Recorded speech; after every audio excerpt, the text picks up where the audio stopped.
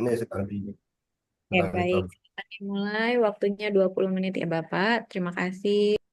Sudah aktif ya Bu kira-kira nih. Ya, silahkan dimulai saja. Silahkan share screen. Hmm. Baik, Assalamualaikum warahmatullahi wabarakatuh. Selamat, Waalaikumsalam warahmatullahi selamat wabarakatuh. pagi semuanya.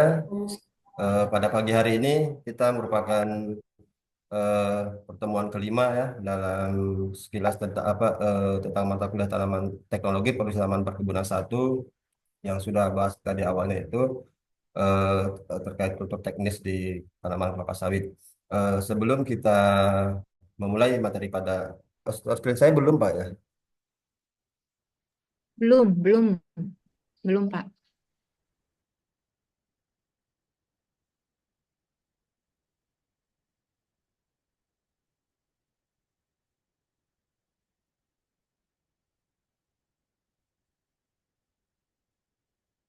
Baik, kita pada ini pagi hari ini akan kita bahas terkait tentang pembibitan tanaman kelapa sawit terlebih dahulu seperti biasa sebelum kita memulai perkuliahan ataupun belajar kita biasanya kita mengawali semua itu dengan doa agar ilmu yang kita dapatkan di pagi hari ini mendapatkan berkah dari Allah Subhanahu wa taala. Silakan untuk berdoa masing-masing. Selesai. Baik, kita lanjutkan materi pembelajaran pada pagi hari ini adalah terkait tentang pembibitan kelapa sawit. Adapun tujuan pembelajaran eh, terkait kepembibitan kelapa sawit ini adalah kita nanti akan sama-sama mengetahui bagaimana sistem pembibitan kelapa sawit, kemudian mengetahui apa itu pre-nursery, main-nursery, dan tahap-tahap proses di pembibitan kelapa sawit.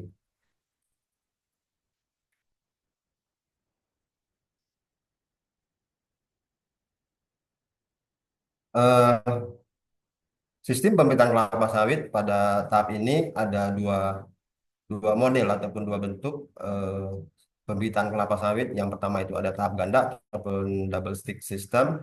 Dalam tahap ini ada dua tahap ataupun dua proses pengerjaan yang kita kerjakan. Yang pertama itu adalah pre-nursery dan yang kedua itu adalah main nursery. Eh, Pada tahap ini ataupun pada bentuk sistem pembibitan kelapa sawit ini memiliki kelebihan dan kekurangan. Di antara kelebihannya adalah pengawasan bibit itu lebih mudah, lebih mudah. Di mana pada tahap ganda ini kan ada penggunaan pre-nursery itu, penggunaan pre-nursery di mana pada pre-nursery ini tidak membutuhkan lahan yang begitu luas sehingga eh, proses pengawasan bibit ataupun tanaman, baik itu dalam pengendalian hama penyakit, kemudian dalam pemenuhan air ataupun penyiraman, dan juga pengendalian gulmanya itu akan lebih mempermudahkan kita dalam proses kegiatannya.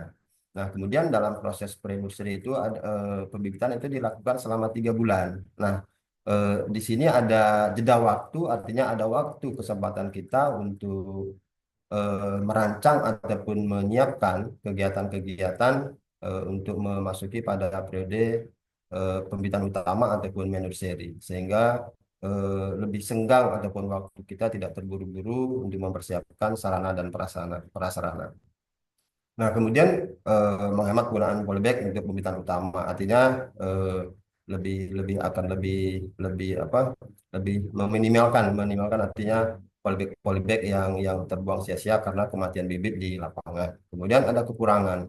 Nah, kekurangan di tahap ganda ini ataupun dua tahap dalam pembibitan adanya penambahan biaya. Nah, karena ada pre-nursery, di pre-nursery ini pembibitan itu menggunakan polybag kecil sehingga menambah biaya ataupun cost dalam proses pelaksanaannya. Kemudian juga dalam pre-nursery ini biasanya kita menggunakan menggunakan naungan ataupun atap. Atap itu juga berbagai macam bentuk nanti ada kita bahas di slide selanjutnya. Naungan ini bisa menggunakan dari paranet dan juga bisa menggunakan daun yang biasanya itu dari daun kelapa sawit juga bisa ataupun dengan lumbia.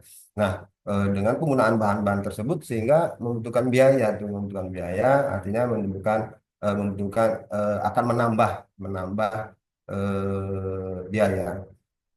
Kemudian pembelian bibit kepembibitan utama itu harus hati-hati. Nah, itu juga yang merupakan permasalahan yang sangat penting dalam proses-proses pengerjaannya apabila ada kesalahan kita dalam proses ini juga akan memberikan efek terhadap pembibitan utama, di mana salah satu contohnya mungkin media tanamnya itu pecah ataupun sehingga bisa menyebabkan putusnya akar tanaman, sehingga juga akan mempengaruhi pertumbuhan bibit di minor seri. Itu kelebihan dan kekurangan sistem pembibitan secara tahap ganda.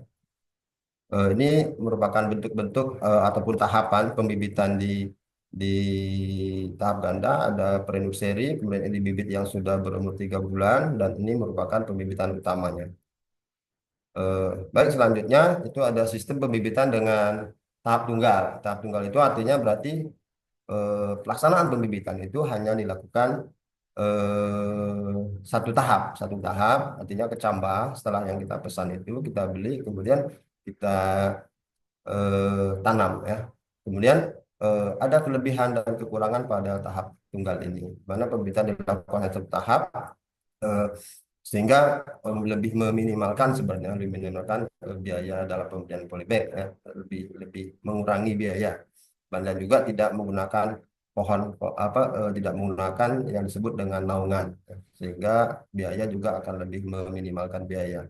Dan tidak terjadinya kekhawatiran dalam transplanting shock, artinya pada proses pemindahan dari pre-nursery ke nursery tidak ada proses itu, sehingga tidak akan terjadi yang disebut dengan stres ataupun transplanting shock di pembibitan.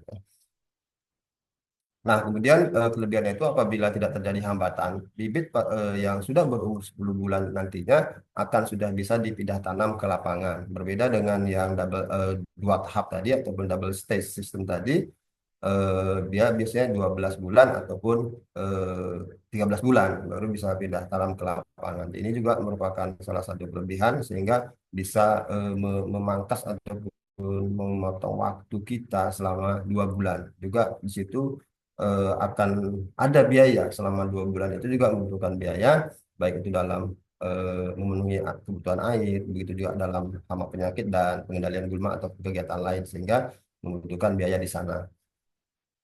Nah, kekurangan dari tahap tunggal ini, kecambah harus cepat ditanam. Jadi prosesnya itu harus kita kita ini artinya kita desain dari awal. Kita desain dari awal persiapan lahan di minor seri, baik itu dari lahan, kemudian instalasi air sampai ke pengisian media ataupun pengisian polybag itu kita readykan di awal terlebih dahulu, barulah kita melakukan pemesanan kecambah ataupun benih ya, itu sehingga persiapan-persiapan itu ya, kekurangan itu harus harus lebih kita persiapkan dari awal. Berbeda dengan yang ganda tadi, ada proses dari pre-nursery ke main nursery, sehingga ada waktu-waktu ataupun senggang kita untuk mempersiapkan ke pembibitan utama. Berbeda dengan tahap tunggal ini. Tahap tunggal ini berarti langsung. Kemudian ada juga yang merupakan berat, kekurangan itu pada 3 bulan di awal, pada pertumbuhan bibit di tahap tunggal ini membutuhkan perawatan ataupun pengawasan yang benar-benar intensif, baik itu dari segi kebutuhan air, kemudian juga hama penyakit dan pengendalian gulmanya. Ini membutuhkan apa ekstra lah selama 3 bulan ini, karena masih pertumbuhan bibit termasuk ke dalam rawan rawan dalam proses pertumbuhan, sehingga pengawasan, pengontrolan itu harus benar-benar intensif. Nah, itu tadi dua bentuk pembibitan kelapa sawit, ada tahap tahap ganda dan tahap satu tahap. Artinya ada kelebihan dan ada kekurangan masing-masing di sana. Kemudian yang mana sih gitu kan, yang sering digunakan ataupun yang umum lah diterapkan di masyarakat ataupun di perkebunan. Nah, sejauh ini artinya dua tahap itu memang ada penerapan ya, penerapan biasanya yang tahap ganda itu perusahaan secara umum, baik itu perkebunan kelapa sawit atau PPKS yang berada kita di Indonesia, memang secara umum lebih cenderung menggunakan itu yang dua tahap, karena ada kelebihan-kelebihan di sana. Salah satunya itu bisa menjamin ya, bisa dalam proses pre-nursery itu bisa langsung melakukan seleksi bibit, sehingga bibit yang di nursery itu lebih dihasilkan bibit yang sudah dominan seragam ya. Sehingga artinya lebih cenderung masyarakat, bahkan kalau perusahaan memang lebih banyak menggunakan yang dua tahap. Nah, kemudian masuk kita ke ini, ke persiapan pembibitan. Persiapan pembibitan baik pertama itu ada persiapan lokasi ataupun tempat. Nah, artinya topografi ataupun kemiringan lahan itu usahakan kecil dari 15% karena ini nanti juga akan mempermudah atau berhubungan dengan proses aktivitas kita baik dalam penyediaan instalasi air ataupun penyiraman ya ataupun dalam proses pengawasan-pengawasan nantinya ataupun juga dalam nanti dalam penyusunan polybag kalau terlalu miring lahannya ataupun lebih dari 15% juga akan mempersulitkan dalam aktivitas nanti kita ke depannya. Nah, kemudian dekat dengan sumber air, dekat sumber air dan tersedia sepanjang tahun. Artinya kita pastikan tempat pembibitan tadi sumber airnya itu jelas karena memang sangat penting ya, sangat penting air ini dalam proses untuk mendukung dalam pertumbuhan bibit kelapa sawit. Kemudian aman dari gangguan hama, juga ternak dan manusia. Nah, kemudian masuk ke persiapan media tanam. Sebaiknya tanah yang kita gunakan itu bagian atas ataupun topsoil yang artinya secara tidak langsung juga banyak mengandung humus, kemudian gembur dan bebas dari organisme pengganggu tanaman. Nah, biasanya kalau tanah yang kurang subur bisa ataupun dapat dicampur dengan perbandingan pasir ya 3:1, volumenya tanah biasa itu 3 dan pasirnya itu 1. Sehingga bisa lebih menggemburkan ataupun lebih meramahkan porositas tanah. Kemudian tahap selanjutnya tanah diayak ya, diayak dengan ayakan 2 cm dengan tujuan artinya tanah-tanah itu nanti bisa akan terbebas ya, akan terbebas dari sisa-sisa tanaman di lahan sebelumnya ataupun juga bisa terbebas dari batu-batuan yang bisa ataupun sampah yang lain lah, sampah yang lain yang bisa menghambat nantinya dalam proses pertumbuhan bibit kelapa sawit. Ini polybag yang biasa ataupun umum digunakan ada di Penur seri itu yang ukuran 22 kali 14 cm. Kemudian ada di Menur seri itu memang lebih besar. Di Menur seri itu 50 kali 40 cm ya. Biasanya dengan berat volume itu 20 kg. Itu polybag yang ini polybag yang umum dan ini juga merupakan standar dari PPKS ya. PPKS polybag Penur seri dan Menur seri yang biasa ataupun umum digunakan di pembibitan. Nah, tadi persiapan lahan, kemudian sekarang pembibitan awal ataupun eh, pre-nursery ya, pre-nursery ada proses persiapan bedengan. Bedengan dengan ukuran 1,2 kali 8 meter itu bisa menampung ya, bisa menampung bibit ataupun kecambah sebanyak 1.000 bibit itu dengan ukuran lahan 1,2 kali 8 meter. Kemudian bagian dasar bedengan dibuat lebih tinggi dari permukaan dengan tujuan artinya eh, mengurangi mengantisipasi ya mengantisipasi terjadinya apa genangan air. Nah, mungkin seperti ini bentuk persiapan bedengan pada pembibitan pre-nursery yang ada di ini pre-nursery di kelapa sawit.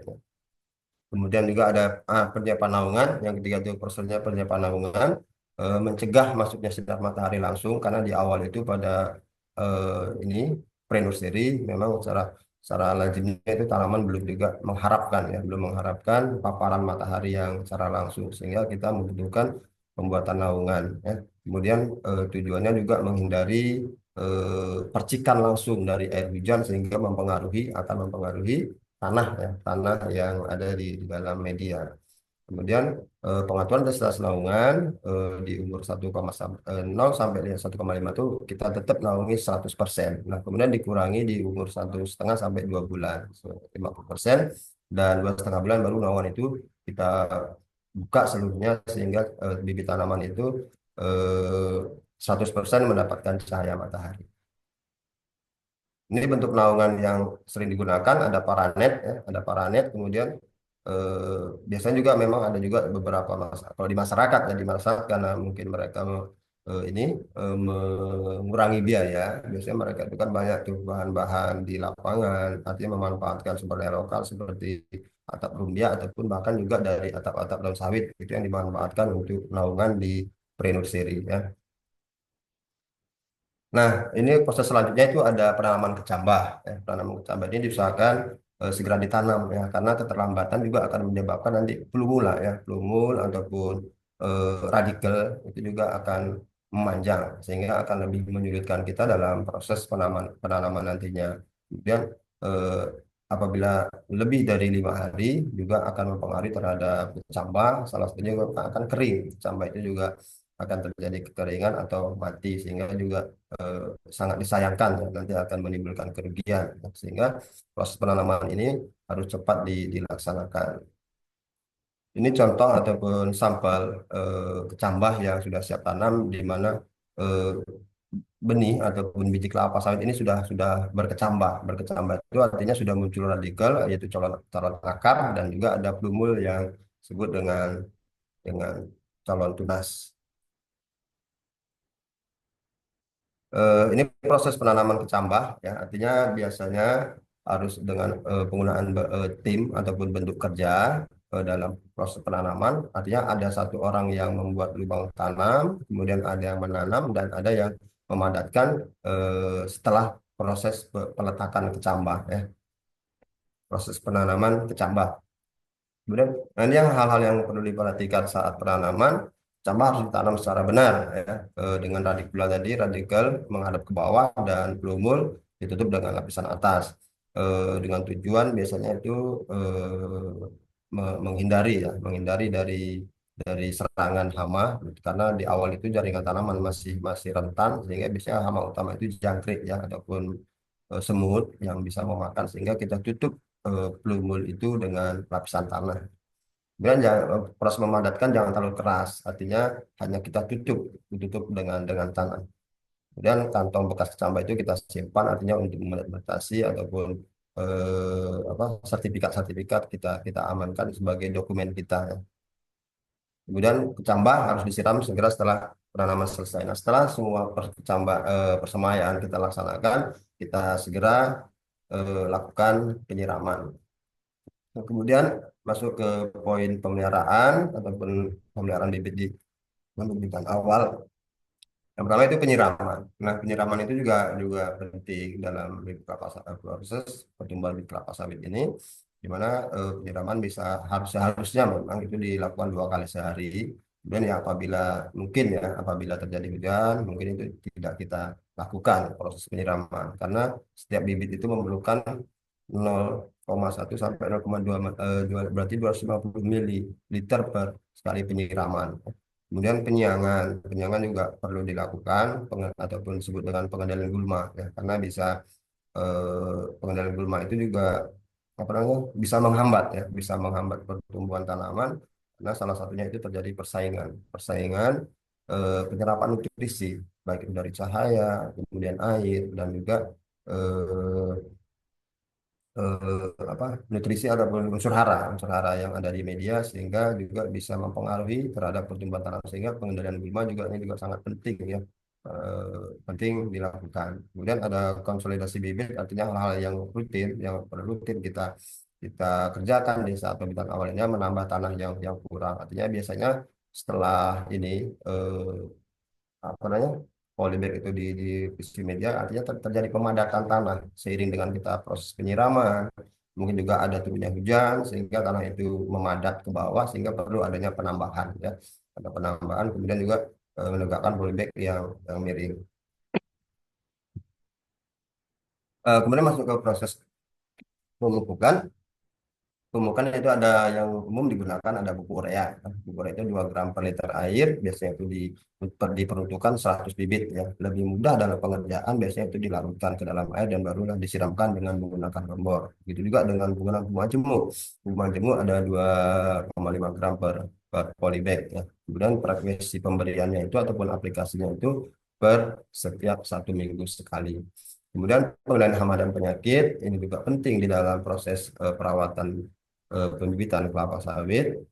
Pengamatan harian di hama utama di Prenuseri ya, kan itu Prenuseri adalah semut, jangkrik, dan belalang ataupun dan juga tikus ya, ini juga merupakan hama utama. Artinya hama utama ini hama penting dalam di proses pembibitan di Prenuseri. Kemudian penyakit ini dalam bentuk jamur ya, Helminthus purpureum, kemudian antaknosa ataupun disebut juga yang sering menyerang daun ya, karat daun. Sehingga kalau terserang karat daun, juga daun akan menguning. Nah, itu juga akan mempengaruhi ataupun keberhasilan dalam proses pembibitan. Nah, kemudian tahapan selanjutnya adalah seleksi bibit. Ya, seleksi bibit itu menghindari apa pada saat terangkutnya bibit yang abnormal ke tahap selanjutnya. Artinya dalam pre-nursery ada seleksi, proses seleksi menuju ke bibitan utama. Ya. Artinya ada penyakit-penyakit yang disebabkan oleh biasanya itu ada yang abnormal, baik itu dari kesalahan pemupukan, kesalahan mungkin pemenuhan air, bahkan ada juga secara penyakit genetis sehingga tidak terbawa kepada pembibitan utama eh, di mana tanaman normal pada umur 3 bulan itu memiliki 3 sampai 4 helai daun, tinggi 20 cm dan diameter batang itu 1,3 cm. Nah, ini merupakan salah satu contoh bibit yang abnormal di mana bibit daunnya itu seperti sempit ya, sempit dan daunnya itu eh, memanjang seperti pita. Ini juga bibit yang pertumbuhannya berputar ataupun berpilin seperti yang ini yang berputar ini juga merupakan proses kesalahan dalam penanaman. Mungkin apa terlalu terlalu ini apa keras ataupun kuat menekan tanah sehingga pelumul itu akan lebih sulit ya, lebih sulit menembus sehingga menyebabkan daun tumbuhnya itu berpilin ataupun berputar ya, sehingga juga akan menghambat proses pertumbuhan bibit. Juga ada bibit yang kerdil ya, bibit yang kerdil eh, sangat berbeda ya dengan yang di saat umur ini umur yang sama sama 3 bulan. Kemudian masuk kita ke pembibitan utama ataupun minor seri, persiapan areal ataupun ini lahan ya, persiapan areal ataupun lahan harus dibuka, kemudian dibersihkan, didatarkan ya untuk mempermudahkan kita dalam proses pengerjaan, baik itu dalam penyusunan polybag dan juga dalam pendesain ataupun apa instalasi air ya, instalasi air. Kemudian juga perlu adanya pagar ya, pagar tadi dengan tujuan artinya menjaga bibit kita dari gangguan hama ya, baik itu hama ternak maupun juga hama yang lain. Instalasi penyiraman yang sering digunakan untuk penyiraman sistem gembor dan ada juga mungkin di beberapa perusahaan itu memang sebaiknya karena biasanya itu kalau perusahaan yang dalam jumlah yang skala besar artinya kan juga akan akan lebih lebih tidak efisien kalau kita menggunakan sistem gembor ataupun penyiraman menggunakan selang. Sebenarnya menggunakan sprinkle artinya suatu sistem penyiraman yang otomatis dan kelebihannya itu distribusi airnya lebih merata, biaya operasional juga lebih rendah dan investasi juga teman investasinya ya investasi cukup mahal di dalam membuat instalasi untuk proses penyiraman. Kemudian kebutuhan air juga lebih banyak dan memungkinkan penggenangan air bila terjadi apa kebocoran dalam drainase ataupun instalasi instalasi pengairan. Ada pemancangan eh, Eh, kemudian pemancangan ini artinya menentukan titik-titik tempat polybag ya. Kemudian jarak tanam di bibitan awal itu jarak tanamnya itu lebih lebih luas 9 kali 9 apa 0,9 ya 99 cm ya. 0,9 meter berarti. Kemudian pengisian media. Nah, juga media ini juga merupakan faktor penting nih di dalam pembibitan utama karena yang nantinya akan mendukung di proses pertumbuhan tanaman ke depannya di pembibitan utama. Pengisian media dilakukan 3 cm, artinya 3 cm di atas permukaan polybag itu disisakan. Ya. Kemudian bobot polybag itu 20 kilogram, media perlu disiram setiap hari artinya 7 sampai 10 hari itu sebelum pemindahan dari pre-nursery ke nursery itu selalu dilakukan penyiraman. Kemudian pembuat lubang tanam ini untuk proses pemindahan ataupun transplanting dari pre-nursery ke nursery itu ini dibuat lubang tanam sesuai dengan ukuran polybag yang ada di pre-nursery. Kemudian juga langsung dilakukan pemupukan. Biasanya itu NPK Mg dengan kandungannya 15, 15, 6 dan 4 sebanyak 5 gram per tanaman ataupun per polybag. Juga proses penanamannya seperti ini, artinya langsung di pemindahan, ya, pemindahan dari pre-nursery ke ke minor series. Dan ada pemeliharaan di pembibitan utama. Pembibitan utama itu penyiraman 2 kali sehari. Kemudian, nah di pembibitan utama itu lebih lebih banyak penggunaan air, hampir 2 liter per hari per polybag ataupun per hari itu per tanaman ya, hampir 2 liter. Kemudian penyiangan, artinya penyiangan ini pengendalian gulma, ya. Seperti yang sudah saya jelaskan tadi, artinya gulma tadi juga bisa menghambat ataupun mempengaruhi proses pertumbuhan tanaman. Kemudian pemberian mulsa itu bisa tergantung nih, tergantung itu juga apa bahan yang digunakan ya. Artinya dengan tujuan itu mengurangi penguapan. Biasanya kalau di apa di perusahaan karena mereka memiliki banyak bahan-bahan dari sisa-sisa pengolahan industri mereka, pabrik mereka bisa itu dari tangkos mereka itu yang mereka gunakan sebagai sebagai mulsa ya. Sehingga bisa mengurangi penguapan bahkan juga masih bisa tetap meningkatkan kelembaban tanah di media minor series. Dalam proses pemupukan. Nah, pemupukan ini juga ada MK, apa NPKMG. NPK ini bukan juga kan merupakan unsur utama mikro apa primer ya yang harus apa dipenuhi dalam proses pertumbuhan tanaman ataupun bibit. Ini proses pemupukannya, seleksi bibit. Nah, artinya seleksi bibit ini ya untuk memperhatikan ataupun menseleksi pertumbuhan tanaman di bibitan awal untuk dalam proses pemindahan ke lapangan nantinya. Artinya kita seleksi ini bibit-bibit yang pertumbuhannya abnormal. Ada tadi yang daunnya berpilin, bahkan juga ada yang daunnya menyempit ya, sehingga tidak terbawa ke lapangan. Ini juga ada standar mutu ya, standar yang digunakan oleh Pusat Penelitian Kelapa Sawit di ini, PPKS Medan. Artinya bibit yang sudah siap pindah tanam ke lapangan itu pada umur 12 bulan sudah memiliki jumlah pelepah 18 18 pelepah, kemudian juga tinggi bibitnya itu sekitar 126 cm dan diameter batangnya 6 cm ya. Ini standar ya, standar itu dari Pusat Penelitian Kelapa Sawit di mana bibit kelapa sawit yang sudah siap pindah tanam untuk lapangan seperti inilah standarnya ya dengan jumlah pelepah 18, tinggi bibit 126 cm, kemudian juga diameter batangnya itu 6 cm. Nah, ini ada bibit yang abnormal, artinya bibit-bibit yang terjadi Mohon maaf, waktunya sudah lebih. baik, bibit abnormal, bibit yang terserang penyakit, ya, bibit kerdil, faktor yang ini bibit yang sudah siap pindah tanam ke lapangan, ya, yang sudah siap tanam tanaman berumur berkisar di 12 sampai 14 bulan. Nah, itu tadi mungkin pemaparan ya, ataupun penyampaian materi saya terkait proses pembibitan kelapa sawit. Ada pre-nursery dan main-nursery ataupun apa, ada yang tahap ganda dan tahap tunggal. Baik, untuk tugas yang bisa kita kerjakan, yang bisa kalian kerjakan adalah di mana Ananda semuanya bisa mencari jurnal hasil penelitian bibit kelapa sawit di pre-nursery itu data 5 tahun terakhir ya 5 tahun terakhir dan dibuat suatu jenis kesimpulan di minggu pertemuan selanjutnya akan Ananda semua sampaikan ya, jurnal ya jurnal hasil penelitian bibit kelapa sawit di pre-nursery. Baik, itu mungkin penjelasan dari saya. eh, Semoga pemaparan materi ini bisa bermanfaat untuk kita semua. Eh, saya tutup. Assalamualaikum warahmatullahi wabarakatuh. Waalaikumsalam warahmatullahi wabarakatuh. Baik, sebaik kita langsung mendengarkan saran dari Pak Yulian. Makasih Mbak Dia, Pak Nur Samsul ya. Baik, Pak. Makasih. Tapi memang agak kepanjangan sih Pak. Ininya materinya terlalu panjang, jadi Ya, banyak. eh, tidak akan bisa diselesaikan dalam tempo waktu 30 menit gitu ya materinya. Mungkin nanti akan harus dipilah lagi lah, harus di apa?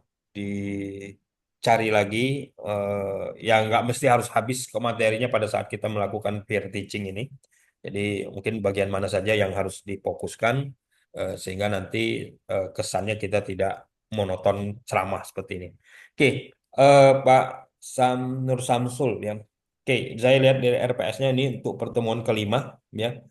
The- Kalau di metodenya ini harus berbasis kasus sebenarnya pembelajarannya, tapi sementara yang kita lihat masih basisnya ceramah ya.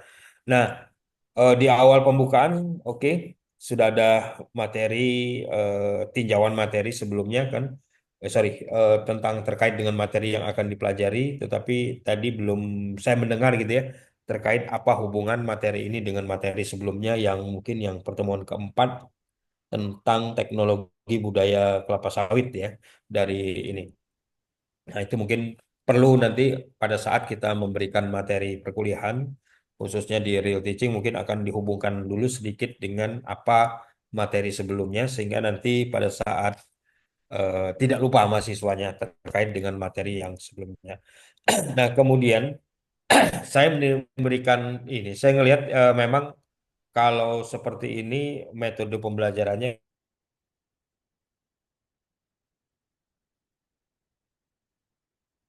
tidak ada variasi ya. Nah, mungkin perlu di ini Pak. Saya lebih nyarankan Bapak tampilkan video di awal mungkin ya tentang terkait dengan pembibitan sawit ya yang memang berkenaan dengan materi ini. Jadi mungkin cari di YouTube terkait dengan pembibitan kelapa sawit yang menggunakan dua metode ini tadi. Jadi ada pembibitan awal kemudian ada pembibitan utama gitu ya tadi ya. Nah, kemudian bagaimana mereka membuat ininya. Nah, nanti hasil dari video itu yang sama-sama kita simpulkan dengan mahasiswa. Jadi setelah kita melihat eh, apa video tampilan tentang pembibitan tadi, ya kita bisa melihat gitu ya, ada dua metode yang dikembangkan di dalam pembibitan di dalam video ini tadi, itu bla bla bla. Nah, mungkin kira-kira seperti pendapat mahasiswa seperti apa? Nah, apakah melihatnya lebih dari tiga metode misalnya gitu ya? Nah, itu mungkin akan lebih menarik bagi mahasiswa untuk bisa eh, apa ya melihat atau mengkaji terkait dengan teori pembibitan kelapa sawit tadi. Atau kalau memang nggak ada video, gambar-gambar tadi sebenarnya lebih dominan dimunculkan. Jadi gambarnya yang besar, sementara tulisannya mungkin kita singkirkan dulu ya. Dalam pengertiannya eh, kita pancing dulu mahasiswa ini nih ada terkait dengan misalnya bibit yang rusak tadi ya. Nah, bibit yang rusak ini seperti ini, apakah kalian bisa melihat bahwa sawit ini memang tidak dalam kondisi yang baik, misalnya gitu ya. Nah, mungkin itu yang lebih kita dominankan. Sehingga intinya kita memancing diskusi sebenarnya, memancing diskusi agar mahasiswa itu mau bertanya atau mau menanggapi terkait dengan apa yang mereka lihat dan apa yang mereka dengar gitu ya. Itu mungkin saran ya, Pak. Nah, kemudian Baik, Pak. mungkin harus diselingi juga dengan diskusi. Walaupun metode ceramah ini dipakai ya, karena metode ini adalah metode yang paling ya populer lah bahasa saya dan paling banyak digunakan oleh dosen-dosen.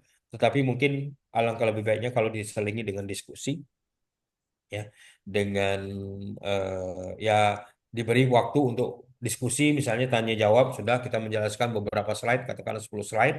Nah, mungkin setelah mendengar 10 slide ini, silakan saya buka diskusi, ada yang mau ditanyakan terkait dengan metode pembelajaran kita atau terkait dengan materi pembelajaran kita. Atau kalau enggak itu kita yang tanya gitu ya, untuk memancing diskusi. Nah, itu mungkin perlu juga sih. Kalau seandainya ada yang tidak mau bertanya, ya mungkin kita yang bertanya untuk memancing mereka supaya mereka bertanya. Nah, ini perlu digalakkan atau perlu kita hidupkan ya di dalam pembelajaran kita sehingga nanti tidak monoton gitu ya. Kita yang menguasai dari pembelajaran yang kita asuh. Nah, kemudian di bagian akhir sudah ada penutup tadi ya, sudah ada penugasan yang diberikan kepada mahasiswa. Ya mungkin ada juga menjelaskan terkait dengan kesimpulan dari materi, walaupun kesimpulannya tadi hanya sekilas saja, tapi mungkin perlu juga nanti Pak Nur Samsul, kalau seandainya menutup, ya perlu disimpulkan terkait dengan apa yang sudah kita diskusikan, bagaimana cara pembibitan, apa yang dimaksud dengan naungan segala macam tadi, mungkin kita perlu eh, eh, apa ya, ulang kembali sedikit ya, walaupun tidak lengkap, tapi minimal kita mengulang yang pokok-pokok bahasanya saja. Nah, itu mungkin akan memancing kepada mahasiswa bahwa oh kita tadi sudah belajar terkait dengan ini gitu ya, mengingatkan ke mereka kembali.